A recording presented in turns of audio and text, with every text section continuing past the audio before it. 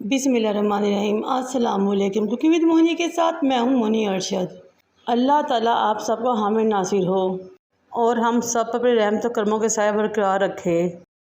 आज अचार का सीज़न है और हर कोई अचार डालने में मसरूफ़ है।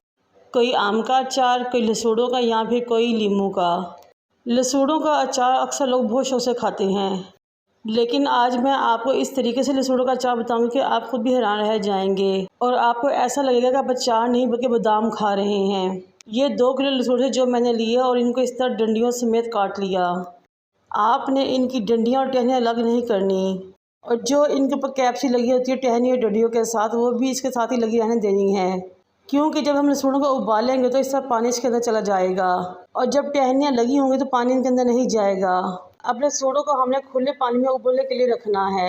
आपने इसको बहुत ज़्यादा बॉयल नहीं करना, और यही एक अहम टिप है।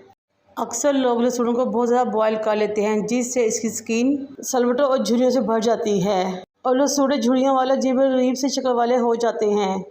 हमने इनको 3 से 4 बॉयल देने हैं।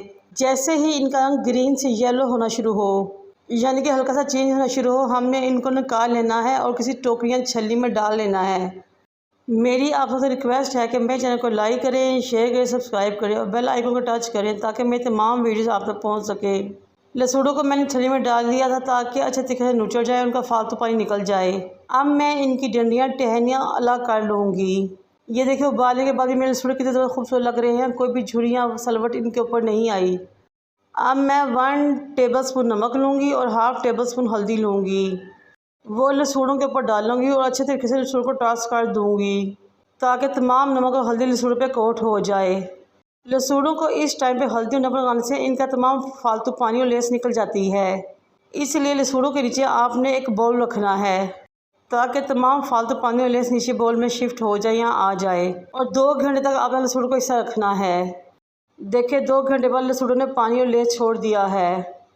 अब हम नेक्स्ट स्टेप में चलते हैं। एक प्लेट लें, 2 टेबलस्पून सौंफ, 2 टेबलस्पून खुशक धनिया, खटास के लिए हाफ़ टेबलस्पून राई दाना, 1.5 टेबलस्पून मेथी दाना, 1 टेबलस्पून कलौंजी। फिर मैं इसमें डालूँगी 1 टेबलस्पून नमक, 1 tablespoon red chilli powder, 1 tablespoon chilli flakes और हाफ़ टेबलस्पून इसमें हल्दी जाएगी। फिर मैं इसमें 3 टेबलस्पून भर के सरसों के तेल के शामिल कर दूंगी और अच्छे तरीके से मिक्स कर दूंगी। हमने इन तमाम मसालों का कैसा बैटर रेडी करना है, ना बहुत ज़्यादा गीला हो और ना बहुत खुशक हो, यानी कि मीडियम सा हो। और सरसों के तेल को मिक्स करने के बाद इसको एक तरफ रखेंगे। अब इस रेसिपी का सबसे अहम और सबसे बेहतरीन स्टेप, एक लसूड़ा लें, उसको छुरी की मदद से हाफ कट करें और बीच में से गुठली निकाल लें। गुठली निकालने के बाद किसी भी छोटे चम्मच से या हाथ की मदद से ये मसाला जिसमें हमने तेल और मसाले मिक्स किए थे लसूड़ों के अंदर भर दें। इस तरह आपने 1 बाय 1 तमाम लसूड़ों की गुठली निकालती रहनी है और इसमें मसाला भरता रहना है। ये जब हमारे बहुत ज़बरदस्त भरे हुए लसूड़े रेडी हो चुके हैं, हमने तमाम की गुठली निकाली, उनके अंदर मसाला भर दिया। वो तो हमने मसाला इसके अंदर भरा था, लेकिन अब हम इसके ऊपर कुछ मसाला ऐड करेंगे, जिसमें हाफ़ टेबलस्पून सौंफ, हाफ़ टेबलस्पून खुशक धनिया, थोड़ी सी मेथी दाना, थोड़ी सी कलौंजी, हल्दी, लाल मिर्च का पाउडर, थोड़ा सा नमक शामिल करेंगे। नमक तो हमने लसूड़ के अंदर ही भरा था और पहले भी लसूड़ के ऊपर लगाया था। थोड़ी सी लाल मिर्च पाउडर शामिल करेंगे और अच्छे तरीके से मिक्स कर देंगे। मिक्स करने के बाद इन लसूड़ों को हमने किसी जार में शिफ्ट कर लेना है। देखिए, माशाल्लाह कितने खूबसूरत लसूड़े हमारे रेडी हुए हैं। ना इनके ऊपर झुर्रियाँ हैं, ना इनके ऊपर सलवटें हैं, बेहतरीन, मज़ेदार और टेस्टी और भरे हुए। अब सरसों के तेल को ऊपर से डालेंगे और फुल जार को भर देंगे। आपने लसूड़ों का अचार में तेल डालने के बाद इसको बंद करना है और सुबह शाम 4 से 5 दिन हिलाना है ताकि अचार और मसाले अच्छे तरीके से रस बस जाएँ।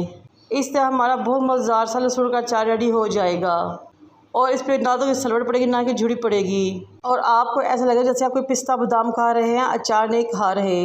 मेरी इस रेसिपी को जरूर ट्राई कीजिएगा और मुझे अपने फीडबैक से आगाह कीजिएगा। मुझे और मेरे वालिदैन को दुआ में याद रखें। अल्लाह हाफिज़।